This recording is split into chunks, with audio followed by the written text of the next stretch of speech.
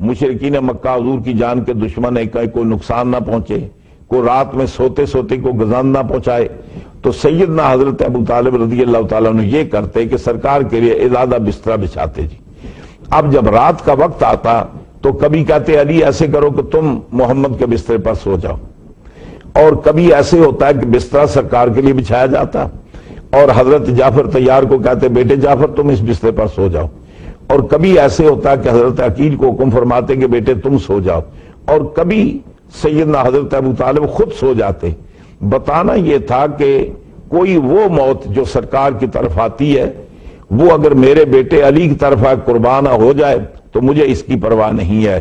محمد کی جگہ میرا بیٹا جعفر نثار ہو جائے مجھے اس کی پرواہ نہیں ہے،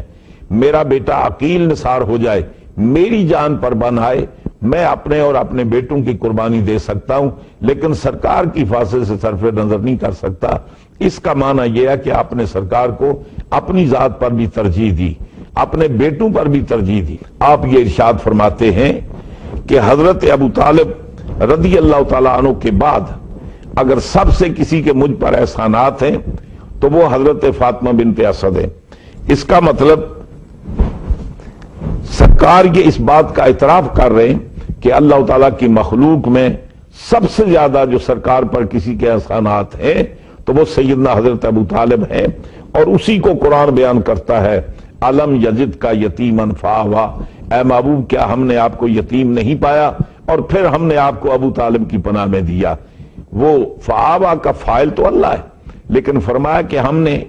ابو طالب کی کفالت میں آپ کو پناہ عطا فرمائی،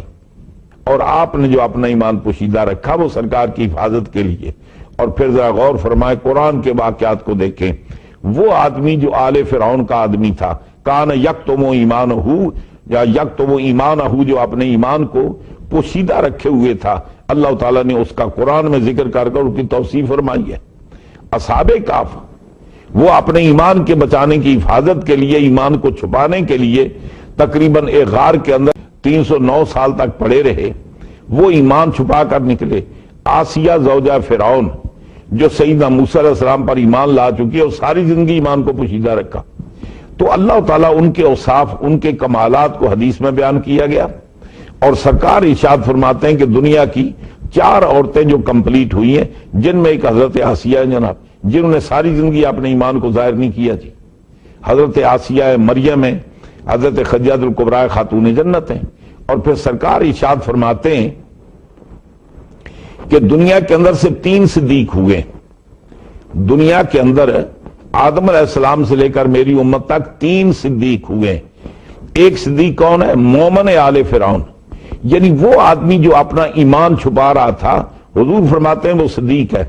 اور ایک فرماتے ہیں کہ حبیب نجار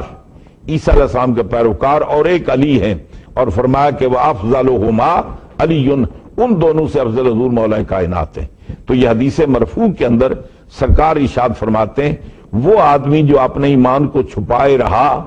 زندگی بھر ایمان کو ظاہر نہ کیا، اللہ تعالیٰ اس کو صدیقیت کا درجہ عطا فرما رہا ہے۔ اور وہ محترمہ حضرت آسیہ کہ جن نے زندگی بھر اپنے ایمان کو چھپائے رکھا، سرکار فرماتے ہیں دنیا کی کمپلیٹ عورتوں میں سے وہ ایک ہے۔ تو میں یہ عرض کر رہا تھا کہ بسا اوقات ضرورت کے تحت ایمان کو خفیہ رکھا جا سکتا ہے، اور انہوں نے اگر آسیہ نے ایمان کو چھپایا تو اپنی جان کا خطرہ تھا، مومن آل فرعون نے اگر اپنے ایمان کو چھپایا تو اپنی جان بچانے کے لیے، اصحاب کہف اپنے ایمان کو چھپا کر گھر سے سفر کر کے نکلے تو اپنی جان کو بچانے کے لیے نکلے تھے۔ سیدنا حضرت ابو طالب نے ایمان چھپایا تو سرکار کی حفاظت کے لیے، اس لیے انہیں تو ڈر ہی نہیں تھا۔ اگر حضرت امیر حمزہ اعلان کر سکتے ہیں، عباس اعلان کر سکتے ہیں، انہیں اعلان کرنے میں کون سی دقت تھی؟ لیکن اگر اعلان کر دیتے تو پھر سرکار کی پارٹی بن جاتے۔ وہ جو سرکار کا تحفظ کیا، اور ہر بار حضور کی شکایتیں لے کر وہ لوگ حضرت ابو طالب کے پاس آتے تھے،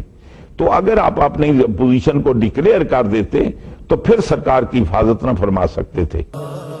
بات ایمان ابو طالب کی اس نے چھیڑ دی، کفر پر اس کے مطابق گزری ان کی زندگی۔ میں یہ بولا پھر تو یہ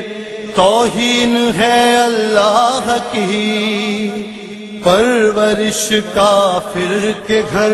سرکار کی ہوتی رہی،